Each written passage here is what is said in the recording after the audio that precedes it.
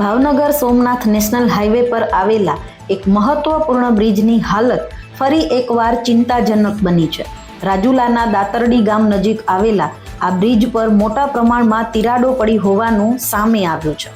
Bridge પર પડેલી તિરાડો એટલી ગંભીર છે કે અંદરના સળિયા સ્પષ્ટ રીતે બહાર દેખાઈ રહ્યા છે, જેના કારણે વાહન ચાલકોમાં ભયનો માહોલ સર્જાયો છે।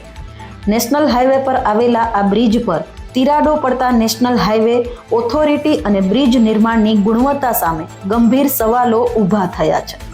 સ્થાનિક લોકો અને વાહન ચાલકોનો આક્ષેપ છે કે બ્રિજનું નિર્માણ ગુણવત્તાવિહીન સામગ્રીથી કરવામાં આવ્યું હોવાથી વારંવાર તિરાડો પડી રહી છે। નોંધપાત્ર બાબત એ છે કે આ બ્રિજ પર 1 વર્ષના સમયગાળામાં બીજી વાર તિરાડો પડી છે। બ્રિજની હાલત બગડતા તંત્ર દ્વારા તાત્કાલિક સમારકામની કામગીરી શરૂ કરવામાં આવી છે।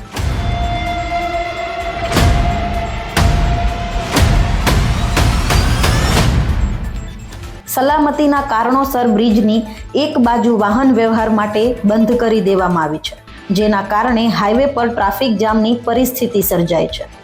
રોજબરોજ હજારો વાહનો પસાર થતા આ માર્ગ પર આવી સ્થિતિ ઊભી થતા વાહન ચાલકોને ભારે મુશ્કેલીનો સામનો કરવો પડી રહ્યો છે। સ્થાનિક રહેવાસીઓ અને વાહન ચાલકોનું કહેવું છે કે જો સમયસર યોગ્ય અને કાયમી સમારકામ નહીં કરવામાં આવે તો કોઈ મોટી દુર્ઘટના સર્જાઈ શકે છે। બ્રિજ પર તિરાડો અને બહાર દેખાતા સળિયા બ્રિજની મજબૂતી અને લાંબા ગાળાની સલામતી અંગે ગંભીર ચિંતા ઊભી કરે છે।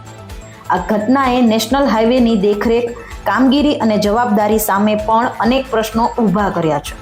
લોકો દ્વારા માંગ કરવામાં આવી રહી છે કે બ્રિજની સંપૂર્ણ ટેકનિકલ તપાસ કરવામાં આવે અને જવાબદાર અધિકારીઓ તથા કોન્ટ્રાક્ટર સામે યોગ્ય કાર્યવાહી કરવામાં આવે। હાલ તંત્ર દ્વારા સમારકામની કામગીરી ચાલી રહી છે, પરંતુ વાહન ચાલકોની સુરક્ષા માટે કાયમી ઉકેલ લાવવામાં આવે તેવી માંગ ઉઠી રહી છે।